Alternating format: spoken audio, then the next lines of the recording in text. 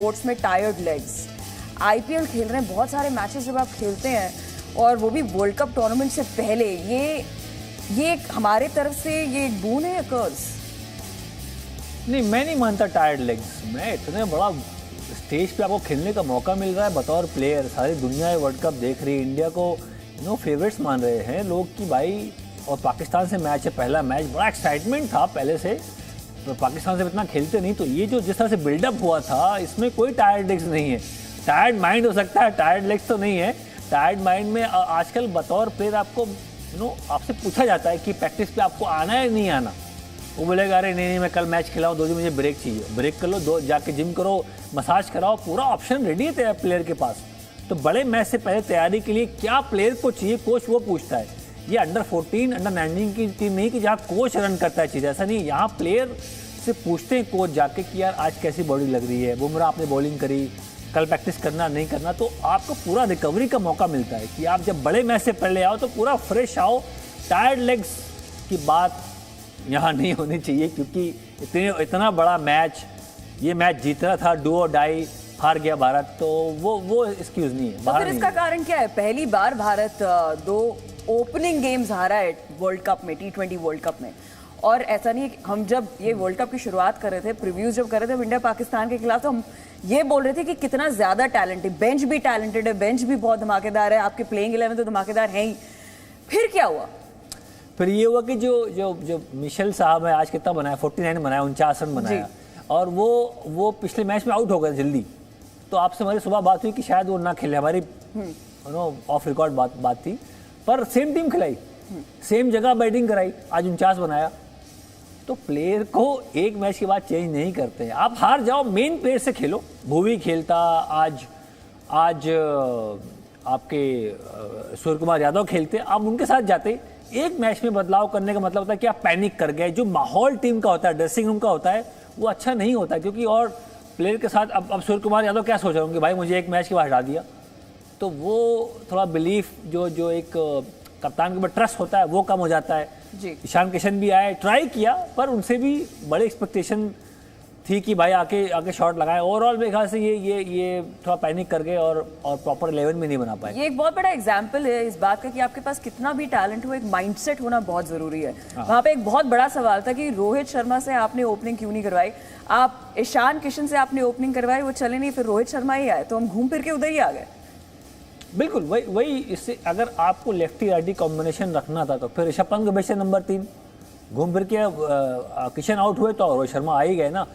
इसलिए इस पिच पे देखिए, स्लो पिच थी, अच्छी गेंदबाजी के खिलाफ आप खेल रहे हैं, अच्छे कप्तान विलियमसन जो गेम को दबोचना जानते हैं, जो मौके को बिल्कुल पकड़ लेते हैं, उनको मौका दिया। आज ईशान किशन आउट हुए, फिर केएल राहुल, तो विकेटें गिरती चली गई, तो वो मौका मिल गया। इस तरह के पिच पे केन विलियमसन को कप्तानी करने का बहुत आइडिया है, क्योंकि भारत में भी खेलते हैं, यहाँ स्लो पिच, टर्निंग पिच मिलती है स्लो, तो वो उसका पूरा फायदा विलियमसन ने उठाया। ओवरऑल मैंने यही बात करी थी कि आप अपने बेस्ट प्लेयर को ज़्यादा गेंद खेलने का मौका दें, रोहित शर्मा को ज़्यादा गेंद खेलने का मौका दें। और ये केएल राहुल और रोहित शर्मा ये प्रूवन प्लेयर हैं, कोई नए प्लेयर नहीं है। और ये इंग्लैंड में जो 2-1 से हम 2-1 से श्रृंखला जीते हैं टेस्ट मैच में, इनका अहम रोल रहा है। तो ये जोड़ीदार साथ में खेलते हैं, कभी कभी ओपनर पार्टनरशिप की जान पहचान, तालमेल, बीच में ओवर के बीच में कैसे बात करते हैं, वो भी बड़ा फर्क पड़ता है। एक मैच के बाद ईशान किशन आ गए केएल के सामने, तो भी नहीं पता कैसे आगे बढ़ना है। छोटी चीज़ होती है, पर बड़े मैच से पहले आपको तालमेल बिल्कुल सटीक होना चाहिए। जी, हमारे साथ शोएब जुड़ गए हैं इस्लामाबाद से। Welcome back Shoaib. निराशाजनक परफॉर्मेंस रहा ऑफ कोर्स इंडिया का। आप इंडिया के परफॉर्मेंस के बारे में क्या कहना चाहेंगे? आज कहाँ गलतियां की हमने? नहीं, गलतियां ही की हैं, आप खुद ही देख सकते हो। Very disappointing for you first of all, being such a big country or a sport loving nation. It's my heart goes out for you, yeah. It's not easy to to swallow this kind of a defeat. But again यार, आप देखो, आप अपने expert से पूछो, बाकी लोगों से पूछो, यार हिंदुस्तान कभी ग्राउंड पे उतरी नहीं आज। मुझे तो ये अफसोस हो रहा था कि हिंदुस्तान ग्राउंड पे आई ही नहीं। I mean like such a big team and such a big names and everything. दूसरी बात आप नोट करना, नोट करना, हिंदुस्तान की bowling looked very mediocre to me. सिवाय बुमराह के मुझे तो कोई बंदा लगा ही नहीं कि he was out there. Varun Chakravarthy उसको मैनेज कर रहे थे, बाकी तो आपकी बॉलिंग तो बड़ी एवरेज थी। मुझे तो समझ ही नहीं आ रही थी कि यार ये कौन सी टीम खेल रही है और किस तरह खेल रही है और किस तरह रोकेगी। और प्लस जब आपके पास क्या हो गया, टॉस हार गए यार, मर थोड़े गए हैं आप तो। बिल्कुल आपने हाथ ही खड़े कर दिए टॉस के बाद, तो आपने हाथ ही खड़े कर दिए कि भाई हमने खेलना ही नहीं। तो बिल्कुल it was just like very disappointing performance for me कि आपने बैटिंग ऑर्डर चेंज कर दिया, पैनिक हो रहे हो, शॉटें मार रहे हो, फिर आप शामी पता नहीं कब आ रहा है। Shardul Thakur looked a very average fast bowler but again अब बुमराह के अलावा मुझे सारे एवरेज लगे हैं रितमा, तो जस्ट लाइक वेरी डिसअपॉइंटिंग। अब मुझे इस बात की फिक्र नहीं है कि आप न्यूजीलैंड से हार गए हैं, मुझे तो फिक्र, मैं पहले पाकिस्तान के इंटरव्यू में कह बैठा हूँ, मुझे तो ये इस बात की फिक्र है कि अपनी इज्जत बचाएं आप अफगानिस्तान से, क्योंकि अफगानिस्तान आपके पल्ले पड़ जाए। अगर वो टॉस जीत गए अबू धाबी में, तो कैफ बहुत अच्छी तरह जानते हैं कि वहां पे तो उन्होंने स्पिन कर करके मार देना आपको, और उनका तो पता नहीं लगता कि वो जब चेस करने पे आए तो वो हशर कर देंगे। So it is like you have to go back to the drawing board again. Hindustan की बात कर रहा हूँ, think about it, think about cricket Instagram पे खेलनी है या ग्राउंड पे खेलनी है, मैं आपको बड़ी बात कर रहा हूं। और दूसरी बात, अपना get your bowling unit in order somehow, और आपको कट फॉर रोल प्लेयर चाहिए इन द बैटिंग। ये फ्लैशी, ये भागना मारना दौड़ना, ये आ गया वो आ गया, this is not acceptable rhythm. I just like very disappointing for the fans around the world, India is losing like that. नहीं, हाँ डिसअपॉइंटिंग तो है। और शोएब ने एक बहुत अच्छी बात की कि you will have to go back to the drawing board, जिसका मतलब ये है कि अब हम रॉक बॉटम पे हैं, यहां से हमें कम बैक करना है। कैफ ये करना सबसे डिफिकल्ट होता है किसी भी खिलाड़ी के लिए, किसी भी टीम के लिए, जब आप पहले 2 मैचेस ऐसे हारते हैं और अब जब ऊपर आना है, वापस से अपनी टीम को जोड़ना है। यहाँ पे आपके कोच, आपके मेंटोर जो धोनी है, रवि शास्त्री हैं, ये क्या बोलेंगे टीम को, कैसे मोटिवेट करेंगे यहाँ से? देखिए, ये 2 मेन मैचेस थे, पाकिस्तान और न्यूजीलैंड। अब तो जो मैचेस आने वाले वो हल्के मैच है। अफगानिस्तान ठीक है, परेशान कर सकती है भारत को, पर अब आप दूसरों के ऊपर डिपेंड करते हैं। आपको 3 मैच जीतना भी है, रन रेट भी अच्छा करना है, क्योंकि ये जो 2 मैच बड़ी हार है, ये आप नेट रन रेट में बहुत पीछे आ गए, तो 3 मैच जीतना भी है, रन रेट भी ध्यान देना है, और उम्मीद करना है कि कोई छोटी टीम बड़ी टीम को हराए। मान लो नमीबिया हरा दे न्यूजीलैंड को, नमीबिया हरा दे पाकिस्तान को, ऐसे ये दुआ करना है, प्रार्थना करनी है। अब यही रह गया, पर अपने हाथ में तो कुछ है नहीं। अब आप 3 मैच जीतें, रन रेट को थोड़ा सा स्ट्रॉन्ग करें, मजबूत करें, और दुआ करें कि और टीमें जो कमज़ोर टीम है वो बड़ी टीम को हरा दें। पर वो तो बहुत दूर की बात है। ये 2 मैच जो हारे, ये दुख की बात है फैंस की। शोएब ने बिल्कुल ठीक बोला, बिल्कुल ठीक बात करी शोएब ने कि बहुत निराशा वाली बात है। फैंस, भारतीय फैंस इंडिया में नहीं है, ऑल ओवर वर्ल्ड में है। अभी दुबई में ये हर देश के कोने से वहाँ लोग पहुँचे हैं, लोगों ने टिकट बुक करा रखी है कि भाई इंडिया पाकिस्तान, इंडिया न्यूजीलैंड सब पहुँचे वहाँ।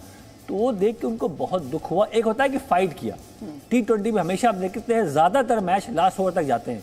मैं IPL में काम करता हूँ, मुझे पता है सारे मैच 19वां ओवर, 20वां ओवर, 7 विकेट गिर गई, फिर वहाँ से लास्ट ओवर छक्का लग गया या विकेट गिर गई, ऐसे मैच होते हैं कि यार फैंस देखने आए हैं, तो उनको लगा कि यार हमारी भारत की टीम लड़ाई करी, भिड़ी और लास्ट तक गेम में बनी रही, फिर हार गई। ये 2 मैच जो हारी है बहुत वन साइडेड है, एक शर्मनाक हार है ये भी, और पाकिस्तान से 10 विकेट से हारे।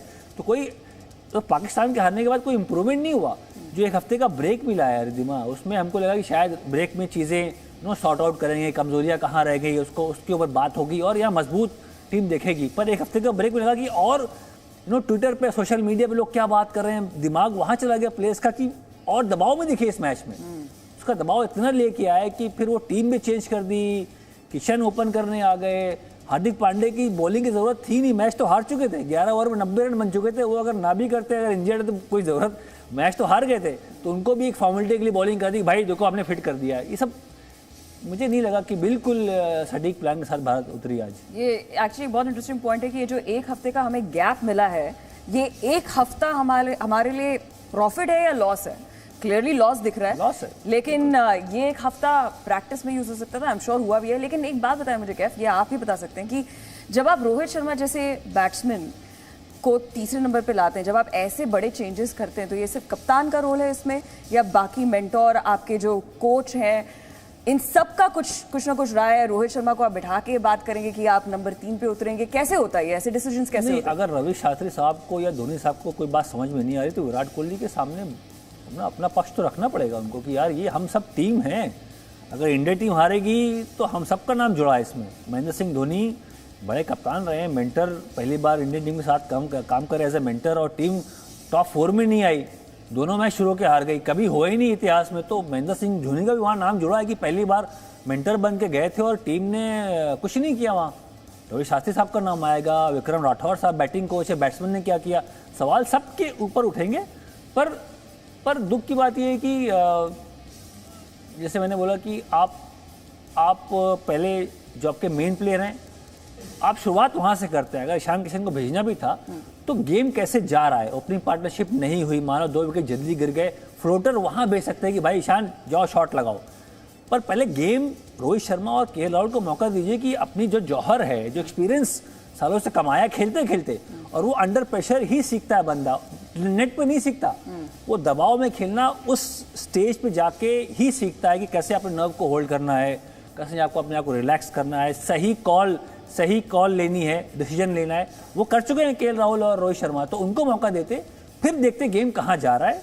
आप पैड करा के ईशान किशन को रखते कि हाँ वेट करो, कोहली पैड किए, पंत भी पैड किए, सब रेडी रहो, T20 में ऐसा होता है, फिर आप कॉल लेते कि ईशान को भेजें या कोहली जाएं, ऐसे। चलिए ये एक बात होगी कि उनके इस कॉल पर हम क्वेश्चन और सवाल उठा रहे हैं कि आपने ईशान किशन को पहले भेज दिया, लेकिन अगर आप रोहित शर्मा के परफॉर्मेंस की बात करें तो उनको एक लाइफ भी मिली थी। एडम मिल ने उनका कैच ड्रॉप किया, फिर भी 14 रन बना पाए 14 गेंदों में। नहीं, वो देखिए निराशा तो होगी सबको, ये बड़े प्लेयर हैं, इनको मैंने कल से मैं यही बोल रहा हूँ कि बड़े मैच में, दबाव वाले मैच में आपको ये जो बिग नेम्स है ना, इनका चलना आवश्यक है।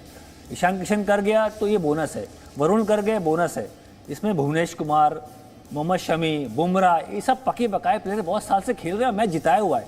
इनका बॉलिंग अच्छा करना, इनका विकेट मारना, गप्टिल को, विलियमसन को आउट करना बहुत आवश्यक था। इसीलिए विराट कोहली का रन बनाना या रोहित शर्मा, केएल राहुल, इनका हम पंत का भी नाम नहीं ले रहे। पंत भी बहुत अभी ज़्यादा मैच नहीं खेले, हाँ T20 खेलते हैं, पर इंडिया के लिए इतने मैच नहीं खेले। तो ये 3-4 प्लेयर के अराउंड ही टीम घूमती है, इनको बढ़ चढ़ के बोलना चाहिए था।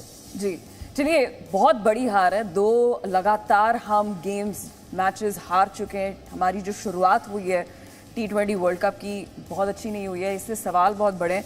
कैफ, हमने टायर्ड लेग्स की बात की, जो आपने बोला कि टायर्ड लेग्स पिक्चर में नहीं आते जब आप इतने बड़े स्टेज पे खेल रहे होते हैं, लेकिन आईपीएल से इस जो कि अभी जस्ट हुआ है, ये दोनों टीम, जहाँ पे हम इसके प्रोज के बारे में बात कर रहे थे कि ये जो टीम है इसे बहुत मौका मिला है, यूएई में खेली है, बहुत टाइम मिला है, 2 महीने से वहाँ पे है, ये अब पासा पलट गया है। क्वेश्चन ये है कि आईपीएल की वजह से वर्ल्ड कप पे कोई असर पड़ा है, क्योंकि आप फॉरेन प्लेयर्स को भी अपने टीम में, स्क्वाड में बुला रहे हैं। नहीं, फ़र्क ये पड़ा कि जो और बाहर के प्लेयर्स आते हैं और आईपीएल में खेलते हैं, यूएई में खेले, तो वो ज़्यादा एडवांटेज ले गए भारत से, वो ज़्यादा रेडी लगे। विलियमसन कप्तानी कर रहे, उनको एंगल का आइडिया था, उनका पिच को आइडिया था, बॉलिंग कहाँ चेंज करनी है, हर गेंदबाज का रोल कहाँ है, वो ज़्यादा सीख गए। मुझे ऐसा लगा 2 मैच देख के। तो बाबर आजम ने कप्तानी करी है, पाकिस्तान से मैच था, तो वो वहाँ खेलते हैं, वो ज़्यादा उन्होंने बॉलिंग चेंजेस, सही प्लानिंग, हम पैनिक कर गए, हम टीम चेंजेस में लग गए। हमने जब आप पहली बॉल खेलते हो, उस पिच पे कितना टारगेट होना चाहिए पता हो जाता है कि भाई ये 160 का पिच नहीं है, ये मैसेज चला जाता है। जब हम ब्रेक में जाते हैं या कोई ना कोई पानी लेके जाता है, ग्लव्स लेके जाता है, तो वो मैसेज भेजता है कि भाई ये इस पिच पे 140-50 में न्यूजीलैंड को हम दबोच लेंगे। तो थोड़ा सा आप संभल के खेलोगे, आप बचा के रखोगे। हाँ, इंटेंट होता है मारने का, जैसे मैंने पहले बोला कि हाँ अटैकिंग खेलो। अटैकिंग मतलब ये नहीं कि आप उड़ा के शॉट मारो आउट हो जाओ, इररिस्पॉन्सिबल शॉट नहीं मारनी। तो ये निर्णय पिच पे जाके लेना होता है कि ये पिच 150 में हम न्यूजीलैंड को फंसा लेंगे, तो वो थोड़ा सा स्मार्टली वहाँ खेलना होता है। यहाँ इतनी विकेट जल्दी गंवा दी, रन्स बने नहीं, डॉट बॉल बहुत आ गई, बीच में फिर नए बैट्समैन मिल गए, मोमेंटम बिल्कुल मिला ही नहीं। जी शोएब, जो हमारी शुरुआत रही है, जो भारत की शुरुआत रही है T20 वर्ल्ड कप में, बहुत खराब रही है, बहुत बुरी रही है, बहुत निराशाजनक रही है, जैसे कि आपने बोला कि सारे फैंस के लिए बहुत डिसअपॉइंटिंग है। इसका कारण आपके अनुसार क्या है? Media, what else? मुझे लगा कि मीडिया ने बहुत ज्यादा प्रेशर डाल दिया। इतनी हाइप, खुदा का वास्ता है यार, वो इंसान है, वो लोहे के तो नहीं बने हुए। वो फोन पे इंस्टा देखते हैं, ट्विटर देखते हैं, हर बंदे का मैसेज देखते हैं, कौन क्या कह रहा है। इतनी हाइप के बेचारों को समझ ही नहीं आ रही कि आज जब हिंदुस्तान अंदर गया है, टॉस हारा, तो वो सबके मुंह उतर गए थे। तो यार please try to understand that यार, इतना इंडिया टीम को बड़ा जरूर लाड करें, अपनी कौम, आपकी कौम है, लाड करें, मान सम्मान दें, जितना कर सकते उतना करें, बट इतना प्रेशर न डालें कि वो इस तरह बिखर जाएं, क्योंकि अब ऑप्शन क्या है जी? अब आपने क्या जवाब देना है इस चीज का? यार seriously, cap was absolutely spot on. They were panicking today. ना उनसे शॉट लग रही है, ना बल्ले पे बॉल आ रहा है विकेट की वजह से, ना उनकी शॉटें लग रही हैं, ना उनका कोई गेम प्लान लग रहा है, ना उन्होंने ये सोचा यार चलो हम 17 ओवर तक ये खींच के इतना कर लेंगे, चलो हम 140 तक ले जाते हैं, चलो 145 तक ले जाते हैं, कुछ कर लेते हैं, कोई टोटल को बढ़ा देते हैं। No plan. And now Virat Kohli का मैं इंटरव्यू देख रहा था, वो ये कह रहा था कि we are not brave enough, we are not just brave enough to go out there to take some wickets and take some runs and to take some risk. He was admitting that. It's very nice of this guy, to talk about his shortcomings of his team. It was very sad with them. It's like it's not good for the World Cup. It's not good for India. मैंने पहले ही आपको कहा था ये तो फीका पड़ जाएगा वर्ल्ड कप अगर हिंदुस्तान बाहर निकलता है तो। कहाँ Hindustan being a world champion now कि जी हम वर्ल्ड चैंपियन पाकिस्तान को मार देंगे जान से और ये कर देंगे, वो तो all of sudden that India is exiting now. So you do see that everything comes to haunt you. So this is not right. I think कि अभी दुआ करें कि अफगानिस्तान न्यूजीलैंड को पड़ जाए. अगर अफगानिस्तान न्यूजीलैंड को पड़ गई और हिंदुस्तान 3 मैच जीत गया तो देखें जी कि ये टीम क्रूज थ्रू कर सकती है. इसका ये मतलब नहीं हिंदुस्तान बुरा खेला है. एज एक्सपर्ट हम कह रहे हैं हिंदुस्तान की जो शॉर्ट कमिंग्स थी हम बुरा कह रहे हैं उसको, वो ठीक है. लेकिन व्हाट इफ हिंदुस्तान यहाँ से क्रूज थ्रू करते और अफगानिस्तान न्यूजीलैंड को पड़ जाती. याद रखिए न्यूजीलैंडर स्पिनर को अच्छा नहीं खेलते. अगर राशिद खान 13वें ओवर से शुरू हो जाए और 20वें ओवर तक बॉलिंग करता रहे तो न्यूजीलैंडर से 125 भी चेज नहीं होना. That I guarantee you right now. और इसका ये मतलब नहीं कि हिंदुस्तान का टूर्नामेंट खत्म हो गया. अगर हिंदुस्तान यहाँ से वापसी कर गई तो फिर आपको सीधा ही फाइनल में मिलेंगे ये. जी अब हम ऐसे मुकाम पर हैं कि अब हमें सिर्फ कैचअप खेलना है यहाँ से. अब बहुत सारे परमिटेशन कॉम्बिनेशन होंगे, यही हम नहीं चाहते थे ताकि ये मैच जीत कर हम एक कमबैक कर सकें. जो सेटबैक लगा था हमें पहले मैच में, खैर वो हो नहीं पाया. अब बाकी के 3 मैचेस है जिस पे कंसंट्रेट करना है. लेकिन एक चीज़ मैं ज़रूर आपसे पूछना चाहूँगी कैफ कि आज अश्विन को खेलना चाहिए था, जो आप बोल रहे थे, जो हमने टीम कॉम्बिनेशन बनाया था. और फिर मैंने वो जब उन्होंने कैमरा घुमाया रविचंद्रन अश्विन की तरफ, मैंने उनका चेहरा देखा. आज अश्विन का खेलना कितना ज़रूरी था? अश्विन का खेलना इस पिच पे ज़्यादा लाजमी था क्योंकि एक तो देखिए मैच जो हारे वो हम बल्लेबाजी से हारे हैं. देखिए 110 रन तो अश्विन भी होते तो भी हम डिफेंड नहीं कर पाते. पर मैं टीम कॉम्बिनेशन की बात कर रहा हूँ कि अश्विन बड़े गेंदबाज हैं. ये समझना पड़ेगा भारतीय टीम को क्योंकि उनका जो रोल है ऐसी पिच पे जो आज का पिच था, इसका मतलब जो मैनेजमेंट ने पिच पढ़ नहीं पाए. ये पिच ऐसा था कि आप 3 स्पिनर भी खेल सकते थे. ऐसा नहीं अगर ये पिच देख रहे हो न्यूजीलैंड की टीम स्पिनर पे हम उनको फंसा सकते. तो ये पिच ऐसा था कि यहाँ बैक टू बैक मैच हुए, कल हुआ था, आज पिच स्लो दिखा. हाँ, इस सोडी अच्छी गेंदबाजी कर गए, सेटनर अच्छी गेंदबाजी कर गए तो हम एक्स्ट्रा स्पिनर के साथ जा सकते थे, वो विकल्प था. तो ये सब घूम फिर के आप पिच को पढ़ना, पिच के जो शक्ल है, सूरत तस्वीर है, उसको देखना कि क्या बोल रही है. सेम बैटिंग में आप जब बैटिंग करने जाते हैं तो जब एक बॉल पड़ता है कि ज़्यादा स्विंग हो रहा नहीं हो रहा, रुक के आ रहा, आप समझ जाते हो कि यहाँ विनिंग टारगेट क्या है. वो ऑन द डे कितनी भी मीटिंग में बात कर लो, कितना हम यहाँ बैठ के बोल रहे हैं, मेन निर्णय होता है जब रोहित शर्मा या ईशान किशन वहाँ पहुँचते हैं पिच पे. बॉल का बॉल कितना स्विंग हो रहा है, क्या यहाँ 140 पे मैच जीत सकते हैं, वो निर्णय फैसला करना होता है. तो उस हिसाब से आप जोखिम भरा शॉट मारना नहीं मारना, स्मार्टली खेलना, वो चीज़ें बाद में आती हैं. पर पिच पढ़ना, फिर टीम बनाना 11, वो मेन काम है पहले. जी विराट कोहली ने अभी बोला है ये कि हमारे बल्लेबाजों की बॉडी लैंग्वेज शुरुआत से सही नहीं थी, कॉन्फिडेंस वैसे डाउन था. खैर वो तो हमने सुना है शोएब से कि टॉस जीतना बहुत महत्वपूर्ण है और टॉस नहीं जीत पाए तो उसका एक इम्पैक्ट पड़ रहा है क्योंकि हम ये देख रहे हैं कि क्या ट्रेंड रहा है. लेकिन इस पर आप क्या कहेंगे कि विराट कोहली ने ये बोला है कि हमारे बल्लेबाजों का बॉडी लैंग्वेज? बल्लेबाज तो वही कर रहे जो प्लान था. इनका प्लान ये था कि आज अटैकिंग खेलना है, मार के खेलना है. और ये भूल गए कि पिच स्लो है, यहाँ बॉल रुक के आ रहा है, यहाँ कटर्स गेंदबाज मार रहे हैं. और वो ऐसी टीम है जो अच्छी गेंदबाजी करती है, उनके पास अच्छे पक्के पकाए गेंदबाज है. तो यहाँ आप ऑन द राइट शॉट नहीं मार पाओगे. स्पिनर आएंगे इस छोड़ी तो उसको अगेंस्ट स्पिन नहीं मार सकते आप, विद द स्पिन मारो.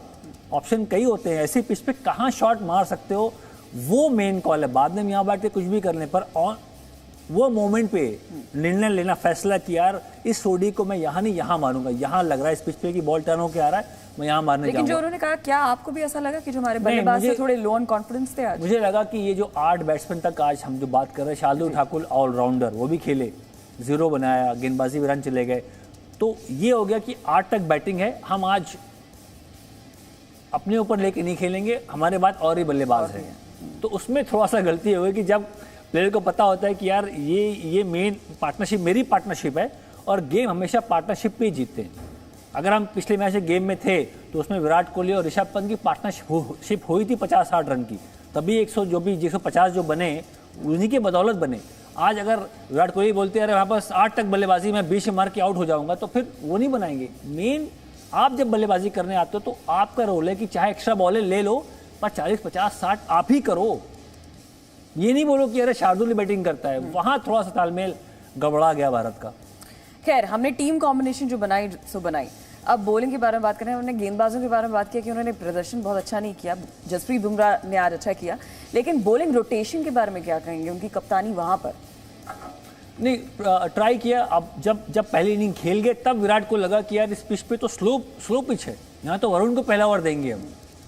तो वही बोलो, जब पिच आप पढ़ लेते हैं टॉस से पहले, 1-8 घंटा वहाँ लोग घूमते हैं, लोग यहाँ पिच के पास खड़े होकर बात करते हैं, डिस्कशन करते हैं पिच पढ़ने के लिए। पढ़ो पिच को, क्या इस पिच पे क्या बेस्ट ऑप्शन क्या है।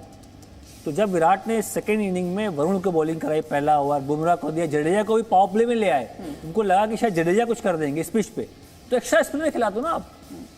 अगर आपको जडेजा से आउट करना है या वरुण को पहले ओवर में बॉलिंग करानी है, तो फिर आप इसका मतलब कहीं ना कहीं तो ट्रिक मिस कर गए। शामी नंबर 7वें ओवर के बॉलर नहीं है, वो तो मेन नया बॉल करते हैं, नया बॉल अपनी टीम के लिए करते हैं और डेथ ओवर में 1 ओवर करते हैं, मेन नए बॉल के गेंदबाज हैं। जब पिच नहीं पड़ पाए फिर आप शामी को ला रहे हो 7वें ओवर में, उनका वहाँ इतना रोल है नहीं, भुवनेश कुमार नहीं खेल रहे, तो ये घूम फिर के एक तो खराब खेले। ऐसा नहीं बोल रहा हूँ कि रोहित शर्मा को हम डिफेंड कर रहे हैं यहाँ बैठ के, ऐसा नहीं, रोहित शर्मा भी खराब खेले, केएल राहुल खराब खेले, ऋषभ पंत का भी खराब शॉट था, पर और बेटर कॉम्बिनेशन पिच को पढ़ते हुए वो कर सकते थे। शोएब, आपकी पिच की रीडिंग क्या है? क्या बहुत ज्यादा चैलेंजेस आ रहे हैं जो टीम डिफेंड कर रहे हैं अपने टोटल को? यार रिदमा, आपको पहले ही बताया था कि स्क्वायर बहुत पुराना हो चुका है, यहाँ बॉल रुक के आ रहा है, दिन में बड़ी सख्त गर्मी होती है, शाम को ठीक ठाक किस्म की ओस पड़ती है जिसमें विकेट मुलायम हो जाता है। मुलायम विकेट ऐसा हो जाता है जिसमें बॉल बिल्कुल सीधा आना शुरू हो जाता है, जिसमें अगर आपकी बॉलर की पेस हो तो आप छाती पे बॉल सीने में मार सकते हैं या सर पे मार सकते हैं, टुमटुमा कहते हैं हम पंजाबी जुबान में, तो यहाँ सर पे मार सकते हैं, आप ट्राई आउट कर सकते हैं। जैसे आपने रोहित शर्मा को ट्राई किया तो कैच उन्होंने ड्रॉप कर दिया हमारे भाई मिल ने। तो लेकिन बात ये है कि देखिए, आपको ये बात तो माननी पड़ेगी कि यहाँ पे it was difficult pitch to bat on, लेकिन let me tell you as a Pakistani, आपको ये सारी सिचुएशन घबराने की जरूरत नहीं। जो कुछ हुआ, जैसा कुछ हुआ, इसमें बहुत सारे राज छुपे हुए हैं, बहुत सारी चीजें छुपी हुई हैं जिससे आप चल के आने वाले वक्तों में बेहतर हो सकते हैं। और मैं कोई यहाँ भाषण या लेक्चर नहीं देने आया, लेकिन मैं ये समझता हूँ कि देन आज हिंदुस्तान की वो बॉडी लैंग्वेज भी नहीं थी, ना वो लगा ही नहीं कि हिंदुस्तान आई खेलने, मुझे लगा ही नहीं वो बॉलिंग लाइनअप है जिससे पता लगे कि हिंदुस्तान इनको आउट करने जा रही है, मारने जा रही है इनको। 111 है यार, लेकिन मैंने सर तोड़ देने, 111 में मैंने सर तोड़ देने, ये एटीट्यूड होना चाहिए भाई। स्कोर तो हमने करवा दें, लेकिन मैं 2-3 बंदों को जख्मी कर दूंगा, कैसे करेंगे यार? ये एटीट्यूड होते हैं। मेरा जब भी कभी छोटा टोटल होता था पाकिस्तान टीम का, मुझे ये था कि यार 3-4 को तो मैं लेके जाऊंगा, मैं उनको रातों को उनकी नींद में जरूर आराम करूंगा। चलो पेस थी नहीं थी, एटीट्यूड होना चाहिए। Difference between earth to heaven is not a matter of altitude, is the matter of attitude. वो attitude was missing, but now I think that Hindustan has a lot to offer. ये 2 match हारने से हिंदुस्तान को दुनिया की कुछ 10वें नंबर टीम नहीं बन गई T20 की, कोई अजाब नहीं आ गया, कोई ऐसी बात नहीं है कि जब आप पूरी दुनिया पूरा हिंदुस्तान अपनी टीम पे चढ़ दौड़े, ये ज्यादती वाली बात होगी। हाँ, उन्होंने गलतियां की, ऑनेस्ट मिस्टेक की, कैफ ने मेरे ख्याल में बड़ी खुल खुला के सामने आपकी चीजें रखी हैं। रिदमा, आपने बड़ी खुल खुला के बड़े अच्छे क्वेश्चन किए। जी नेटवर्क ने, सॉरी मैं बता रहा हूँ कि बड़ी अच्छी प्रोडक्शन करके आपने एक बड़ा कॉम्पैक्ट अपना व्यू रखा दुनिया के सामने, जिसको लोगों को बड़ी आसानी होगी समझने में। पिच के बारे में आपने बताया, विकेट के बारे में आप बताया, कैप ने कॉम्बिनेशन के बारे में बताया, क्या करना चाहिए क्या नहीं करना चाहिए, वो सब आपको पता लग गया। बड़ा अच्छा पर्सपेक्टिव आपने दिया। देखिए, just go back, management change होने जा रही है, कप्तान चेंज होने जा रहे हैं, थिंकिंग और माइंडसेट चेंज होने जा रहा है। ये मुझे देखना कि हिंदुस्तान किस माइंडसेट के साथ आगे आने वाली जिंदगी में किस राह में गामजन होगा, और मुझे पूरा यकीन है they will able to make a very very strong comeback and a very strong statement. अभी वर्ल्ड कप हिंदुस्तान का खत्म नहीं हुआ, मैं आपको बार बार कह रहा हूँ, देखिए मैं प्रेडिक्शन का मास्टर हूँ। हिंदुस्तान अगर अफगानिस्तान को मार्जिन के साथ हरा गया, कोई बईद नहीं है, कोई उम्मीद नहीं है अफगानिस्तान से, वो पड़ गई अगर न्यूजीलैंड को, अगर वो न्यूजीलैंड को पड़ गई और हिंदुस्तान कम बैक करने में कामयाब हो गया, तो फिर हिंदुस्तान वो टीम है जिसको रोकना मुश्किल हो जाएगा और वो सीधा रुकेगी जाके फाइनल में, और सीधा हम खड़े होंगे आपके सामने। अल्लाह करे ऐसे हो, और मैं और आप सब यही चाहते हैं कि ये ऐसा हो कि जब भी जो टीमें गिरती हैं, मरती हैं, डिमोरलाइज होती हैं और इनके पास लास्ट 3 मैचेस के चांस रह जाते हैं, वो मैंने हमेशा देखा क्वार्टर वो फाइनल्स खेल जाती हैं। अब यहाँ पे what are you made with, what are you made of with, this is Indian team we need to see and a captain, wish you best of luck. Thank you, Shoaib. That's very kind of you. Fingers crossed. Thanks a lot. But Kaif of course बहुत अच्छी बात की है उन्होंने कि अगर अफगानिस्तान के साथ अगेंस्ट हम जीत गए और वहाँ से हमें एक मोमेंटम मिला तो हम एक कम बैक कर सकते हैं।